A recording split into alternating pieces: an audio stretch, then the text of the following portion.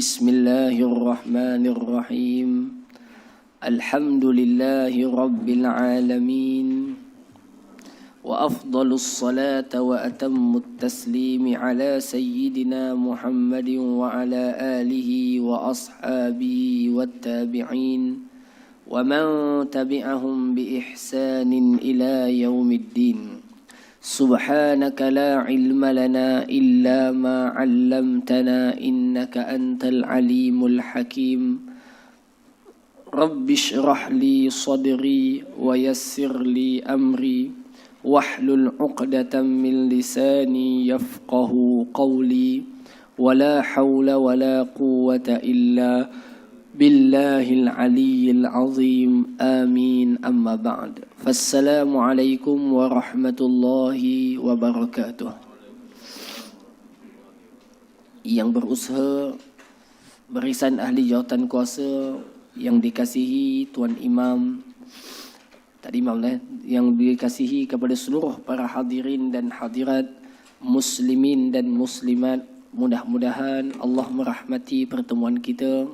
Allah mengikhlaskan niat saya dan niat kita semua, dan Allah Azza wa Jalla mengurniakan kepada kita semua akan taufik, pemeliharaan, penjagaan dan keampunan daripada sisinya, dan menjadikan majlis kita ini taman daripada taman-taman syurga yang insya-Allah memasukkan kita semua ke dalam kumpulan orang yang mendapat rahmat kasih sayang Allah Subhanahu wa taala. Allahumma amin. Hadirin semua, insya-Allah taala kita sama-sama menyambung pembacaan kita daripada kitab Riyadhus Salihin. Siapa yang ada kitab ni boleh je buka sendiri. Siapa yang tak ada kitab ni, ada masalah teknikal tak dapat dipancarkan. Okey, kalau ikutkan kita dah sediakan dah 3 hadis, tapi ada masalah teknikal, jadi pancaran tak dapat dilakukan pada pagi ini. Jadi disebabkan itu, maka hadisnya saya je lah yang bacakan. Tuan-tuan catat sajalah. Gitu. Baik. Macam yang saya cadangkan, setiap hari Khamis insya-Allah kita akan ambil 3 hadis daripada setiap bab. 3 hadis daripada setiap bab di dalam kitab Riyadhus Salihin. Okey, daripada kitab Riyadhus Salihin. Okey, insya-Allah. Ataupun nanti kalau tuan-tuan tak apalah, nanti kita buat yang photostat tu pun tak apa. Kalau macam takut ada masalah teknik, kita photostat kan, satu muka surat. Cuma kena bagi orang ni lah satu person in charge untuk, kalau ada terus print photostat, nanti edarkan kepada semua. Dan maknanya setiap hari Khamis setiap orang akan dapat satu live hadis. InsyaAllah kita cuba susunlah tuan-tuan yang terbaik kalau kita dapat buat, insyaAllah. Jadi bila ada catatan tu senang sikit tuan-tuan nak conteng-conteng dekat kertas tu, tengok ikut bacaan hadisnya dan sebagainya. Baik. Pasal saya kalau baca seorang-seorang pun, tuan-tuan duk tengok muka saya je, bosan juga lama-lama kan. Kan? Jadi kalau nampak kertasnya tu kan, okey, jadi menarik sedikit.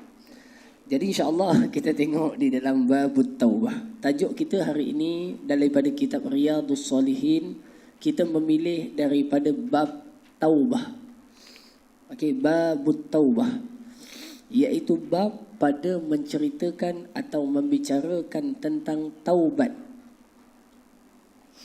Yang lepas tajuk apa?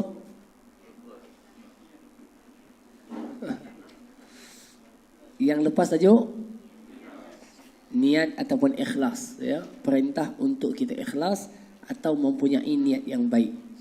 Jadi insya-Allah tajuk yang kedua, tuan-tuan boleh tulis dalam nota yang ada. Dalam nota yang ada, tajuk kita bagi yang kedua adalah tajuk taubat. Artinya apa?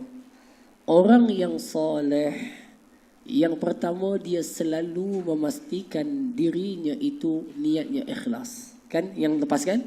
Okey. Kan tajuk buku kita kan Taman Orang Soleh, begitu. Okey. Jadi orang soleh ini adalah orang yang selalu memastikan dan berusaha niatnya ikhlas kepada Allah dan kerana Allah Subhanahu wa taala. Itu yang pertama. Yang kedua, orang yang soleh dia selalu memiliki rasa dan perasaan untuk bertaubat kepada Allah Subhanahu wa taala, ataupun dia tu sendiri bertaubat kepada Allah. Maknanya taubat dan mengulangi taubat dan mengulangi taubat. Maka itulah sifat daripada sifat orang soleh yang kedua, iaitu melazimi akan taubat. Hadirin semua, tuan-tuan tengok hadisnya. Okey, hadis daripada kitab Riyadhus Salihin. Dalam tu ada banyak hadis, saya pilih 3 saja hadis tu. Saya bacakan hadisnya. Hadis ini daripada Sayyiduna Anas ibn Malik radhiyallahu an. Sayyidina Anas ibn Malik radhiyallahu an. Nak tulislah terjemahannya, tak tulis pun tak apa, takut tak sempat nak kejar kan. Tuan-tuan terserah. Yang penting tuan-tuan faham isi kandungan hadis dan catat atas kefahaman kita terhadap kandungan hadis itu. Apa kata Nabi sallallahu alaihi wasallam? Anas bin Malik meriwayatkan radhiyallahu anhu, "Lallahu ashaddu farahan bi taubati 'abdihi hina yatubu ilaih. Min ahadikum kana ala rahilatihi bi ardi falatin fanfalatat minhu wa 'alayha ta'amuhu wa sharabuhu fa aysa minha fa ata shajaratan fattaja'a fi dhilliha qad aysa min rahilatihi fabainahu wa kadhalika idha huwa biha qa'imatan 'indahu fa akhadha bi khitamiha ثم قال من شدة الفرح اللهم أنت عبدي وأنا ربك أخطأ من شدة الفرح." Baik, hadirin semua, kita tengok bersama hadisnya. Nabi SAW menceritakan, kata Nabi, "Lallahu asyaddu farahan." Adalah Allah sangat bergembira dan menyukai atau meredai. Allah sangat suka. Allah sangat suka dengan taubatnya seorang hamba saat dia bertaubat merintih kepadanya. Sekali lagi saya ulang. Allah sangat menyukai, mencintai, mengasihi hambanya yang bertaubat saat ia sedang bertaubat kepada Allah. Okey? Min ahadikum, lebih Allah suka daripada salah seorang daripada kalangan kamu yang sedang berjalan menuju berada di satu padang pasir yang luas, membawa binatang tunggangan dan kenderaan yang berisi makanan dan pakaian. Macam itulah, ada perkakasnya. Maksudnya tuan, fahamkan hadis ni. Fahamkan je, lepas tu tulis ikut kefahaman. Hadis ni nak kata Allah sangat suka orang bertaubat. Okey, kesukaan Allah kepada orang yang bertaubat itu lebih, kalau nak digambarkan, berbanding orang yang sedang jalan di padang pasir, bawa binatang dia, dekat binatang tu ada makanan, ada duit dia, dengan ada mungkin pakaiannya. Macam itulah tuan-tuan, di jalan. Kemudian orang itu pun, tuan-tuan, ada makanan dan minumannya. Kemudian orang itu pun duduk rehat sebentar di bawah pokok, ataupun rehat sebentar, ataupun berhenti sebentar. Tiba-tiba fanfalatat, tiba-tiba terlepas binatangnya ini. Maknanya unta tu pum lari, terlepas. Tuan-tuan bayangkan ini dekat padang pasir. Kalau dekat RNR Gunung Semanggul gagah lagi, banyak kedai buah. Ini di padang pasir. Dia sedang berhenti, tiba-tiba untanya lari. Makannya kat situ. Pakai minumannya dekat situ. Mungkin duitnya pun ada di situ. Lari. Dia tinggal dia saja. Faham tuan-tuan kisahnya? Kemudian dikatakan apa dalam hadis ini? Bi'ardi fulatin. Berada pada satu tanah yang lapang. Kemudian katanya apa? Fa'aysa minha. Dia pun dah cari sampai dia rasa berputus asa. Ini aku punya binatang ni dah tak datang lagi dah. Faham kan? Mana hilang, cabut lari. Tuan-tuan, dikatakan oleh Syekh Sa'id Al-Kamuli rahimahullah ta'ala, beliau kata apa? Binatang yang paling liar untuk terlepas, maknanya paling senang lepas, lari cepat, adalah unta. Dalam banyak-banyak binatang yang paling cepat lepas adalah unta. Kan? Longgar sikit je, cabut lari. Hilang sikit, lari. Binatangnya adalah unta. Okay. Sebab itu Nabi sebut dalam hadis, dalam sebuah hadis Nabi kata apa? Kata baginda Nabi SAW,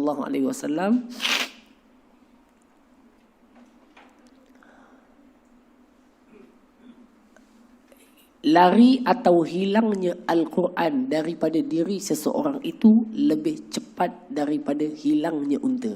Faham tak? Maksudnya apa? Orang tu kalau hafal Quran, dia hafal Quran, dia lupa balik Quran tu kalau tak ngulang, lebih senang hilangnya daripada unta yang terbang. Unta tu yang paling senang lepas.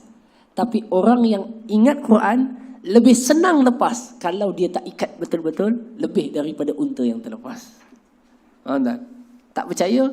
Kita dah hafal surah Sejadah dah. Tapi dah 5 minggu tak baca surah Sejadah dekat sembahyang subuh. Tuan-tuan, masuk minggu ke-6 lupa. Tanya imam je lah tuan-tuan. Maknanya Quran ini kalau tak diulang kaji, tak diingat balik, dia memang senang hilang. Nabi sebut dalam hadis begitu. Kata Nabi apa? Adalah Al-Quran itu lebih mudah terlepas, lebih mudah daripada unta yang terlepas. Jadi unta ni senang lepas, tapi ingatan kepada Quran tu lagi senang lepas. Maka dengan itu kita disuruh dan digalakkan untuk selalu mengulang kaji hafalan kita. Dah hafal 20 surah pendek, ulang kaji juga. Kadang-kadang kita baca surah pendek je pun, tapi tak habis-habis bacanya. Tak jumpa-jumpa je. Kalau kita sebut wal adiyati dhabha, siapa yang boleh hafal habis? Hal ataka hadisul ghasyiyah lah, tuan-tuan. Senang.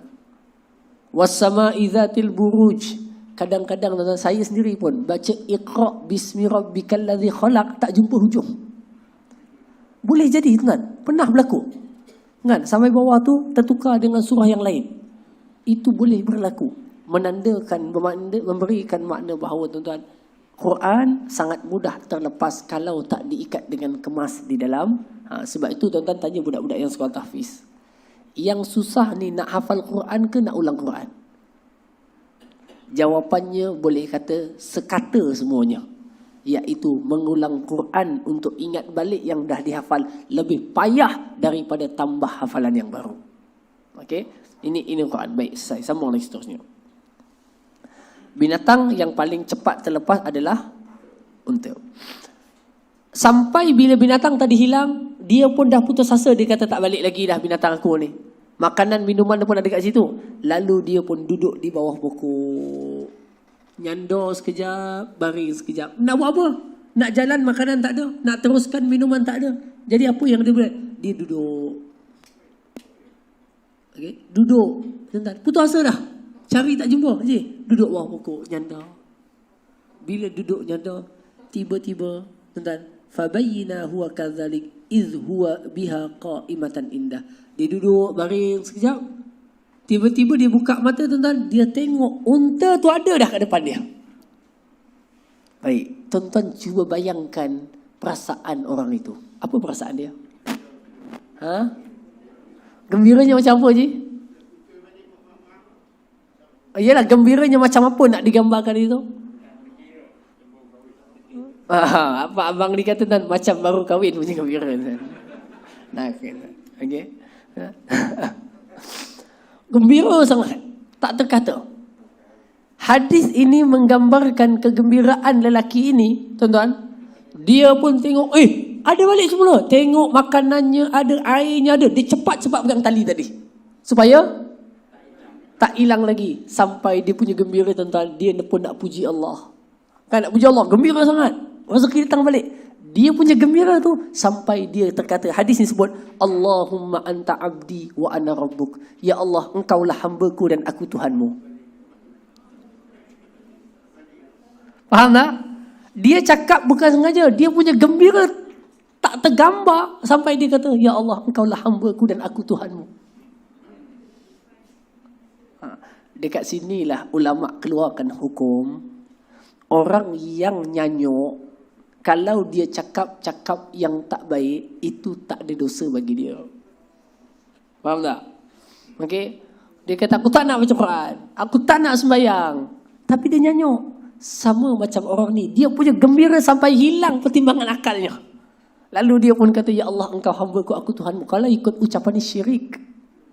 Betul tak?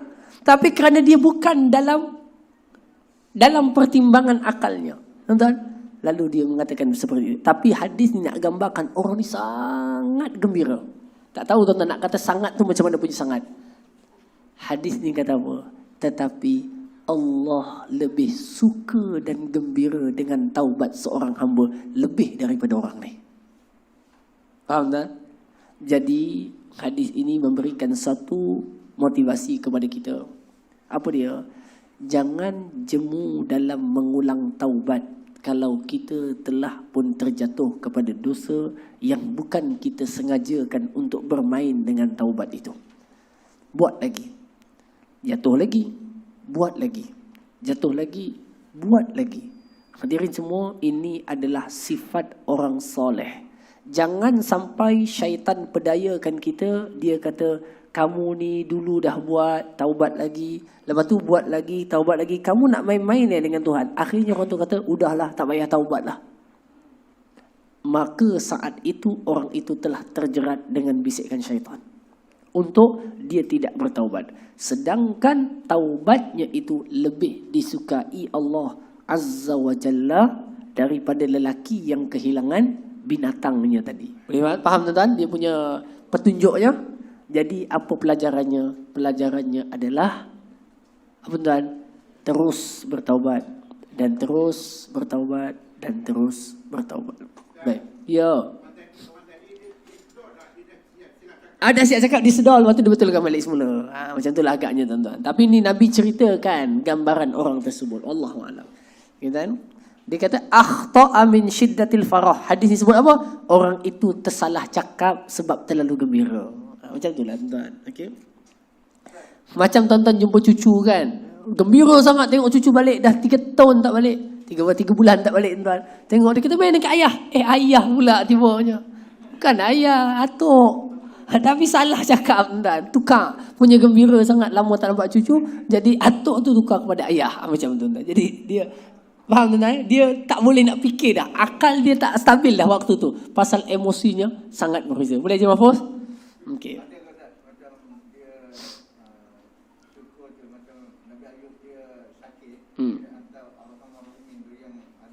Ya. Saat apa? Saat dia sehat. Nabi apa? Nabi Ayub tuan, yang dikatakan sakit berbelas tahun ataupun bertahun-tahun lamanya, kemudian dia mohon kepada Allah untuk Allah merahmatinya.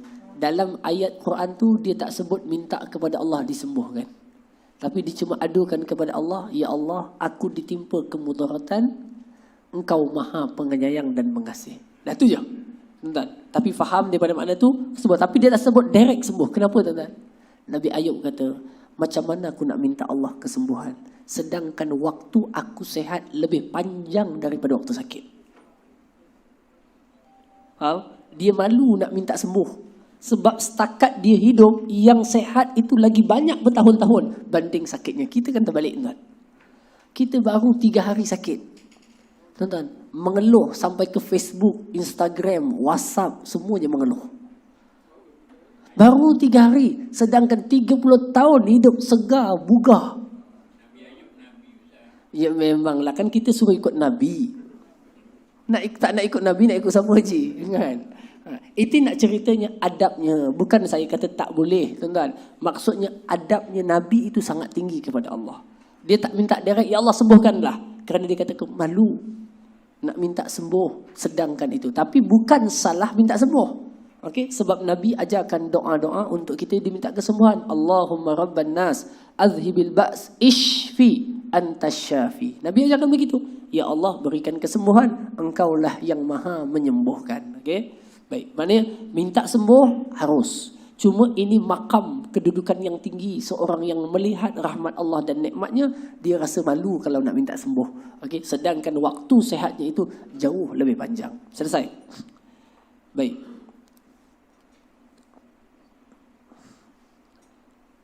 Ini kisah, ini taubat. Baik, sekarang kita masuk waktu taubat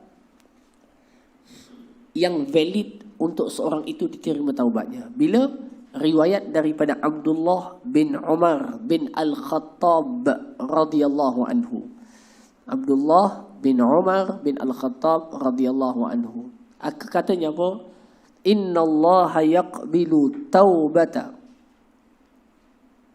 Innallaha yaqbalu taubata 'abdihi ma lam yugharghir.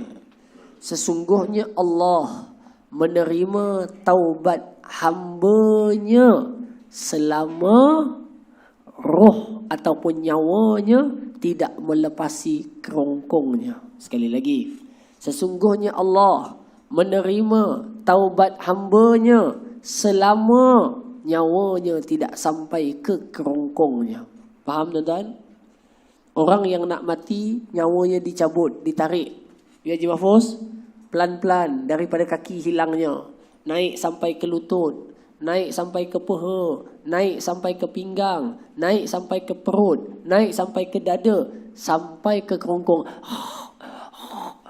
Macam tu. Gharir dalam hadis, yugharir. Sampai dah kat situ, dia istighfar pun tak kena dah. Dia wa atubu ilaih pun tak jadi dah. Tetapi kalau sampai lagi dekat pinggang, orang kata taubat cik, taubat. Dia pun sebut astaghfirullahalazim. Ada peluang untuk bertaubat. Sampai kat dada, dada lagi nyawanya, dia pun bertaubat. Ada lagi bang, tapi sampai dah kat sini, tuan-tuan, pada waktu itu tutuplah pintu taubat. Apa maknanya tuan? Kalau kita perasan, tempoh tutup taubat tu sikit je. Sikit je. Mana? Ni ke sini. Sini ke sini je. Tutup pintu taubat. Betul faham tak? Sini ke sini. Kalau tubuh kita, sini sampai ke bawah, sampai hidup semalam. Semuanya terbuka pintu taubat. Nampak tak? Maka di sana memahami keluasan rahmat Allah yang memberikan peluang kepada hamba-Nya untuk bertaubat. Tutupnya ke sini. Kenapa tuan? Kenapa di sini? Kerana kemungkinan apabila roh dah sampai di sini, roh yang mata tu dah sampai kat sini, nak keluar dah dia punya rohnya asal tuan. Waktu tu dia sudah melihat kalau syurga, neraka, alam ghaib ke, malaikat ke apa. Waktu tu dia punya taubat bukan lagi di atas inginnya bertaubat, tetapi kerana takut ni, nak masuk, taubatlah. Faham tak? Macam orang sampai ke neraka. Dia kiamat. Dia kata apa? Wa qala rabbirji'uni la'alli a'malu salihah. Ya Allah, betul dah neraka. Balikkan aku kat dunia nak buat amal soleh. Tak boleh dah. Macam itulah orang dah sampai sini, dia nampak dah sesuatu, tuan-tuan, dia nak balik semua, tak boleh. Kalau bawah lagi nampak semalam boleh lagi. Apa maknanya? Tuan-tuan, maknanya segera dan jangan tangguhkan taubat kita. Kalau tuan-tuan nak buat jadual taubat sendiri pun tak apa. Contoh tuan-tuan kata sebelum Isyak atau lepas Isyak buat taubat. Buat taubat. Okey. Taubat ni bukan sembahyang taubat je. Ramai orang buat sembahyang taubat, esoknya buat. Lepas tu tahu, lepas tu buat. Lepas tu tahu, buat. Nah, yang lebih besar daripada solat sunat taubat itu adalah hati yang merintih kerana menyesal. Itu tu taubat. Okay. Rintihan penyesalan itulah namanya taubat. Maksudnya setiap hari adanya rintihan penyesalan. Siang tadi punya dosa. Kan? Siang tadi punya dosa. Bangun pagi macam ni, nyesal malam tadi punya dosa. Dalam hadis Nabi sebut apa? Allah melapangkan rahmatnya pada waktu siang untuk menerima siapa yang berdosa di waktu malam tadi. Dan Allah melapangkan pada waktu malam rahmatnya untuk menerima siapa yang buat dosa siang tadi. Setiap masa, selama tak sampai sini. Sampai sini, tuan-tuan, ma'assalamah. Selamat jalan. Tak boleh lagi dah. Kan? Jadi tak boleh terima lagi. Jadi ini adalah makna daripada makna taubat yang perlu kita sama-sama amati, cermati, fahami dengan baik. Tuan-tuan, orang taubat ni tuan-tuan, kadang-kadang orang yang jahat lagi baik taubatnya daripada orang yang baik. Kadang-kadang. Pernah diceritakan oleh Syekh Abdul Qadir Al-Jilani, diceritakan oleh Dr. Abdullah Nasir Ulwan di dalam bukunya Tarbiyatul Aulad fil Islam, pendidikan anak-anak di dalam Islam. Beliau cerita apa? Satu ketika Syekh Abdul Qadir Al-Jilani rahimahullahu ta'ala, beliau nak pergi menuntut ilmu. Waktu tu beliau masih muda lagi, mungkin belas tahun agaknya. Dan lalu mak dia berikan kepadanya duit untuk pergi menuntut ilmu, pergi ke Iraq. Waktu tu di Iraq pergi menuntut ilmu.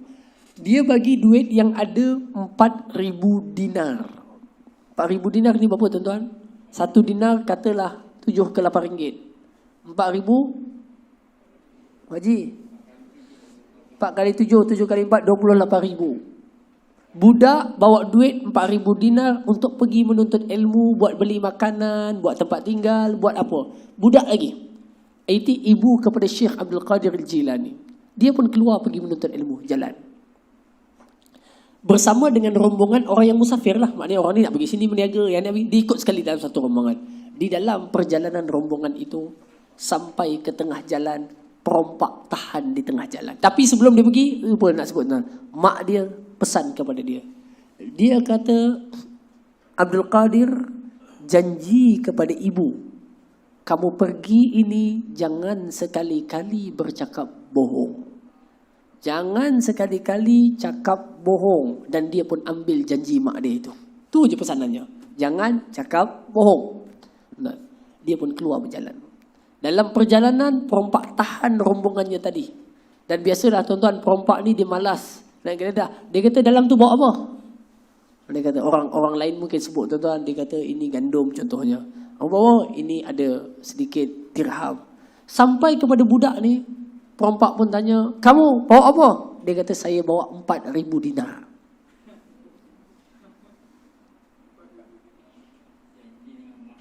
Dah janji dengan mak dia, dan itu memang sifatnya.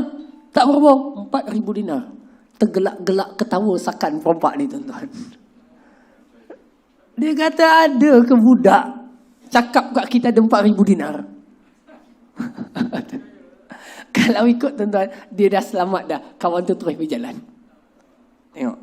Cuma bila sampai yang lain pula, dia kata betul ke budak ni 4,000 dinar? Yang kata, dia pun pergi tengok, betul ada 4,000 dinar.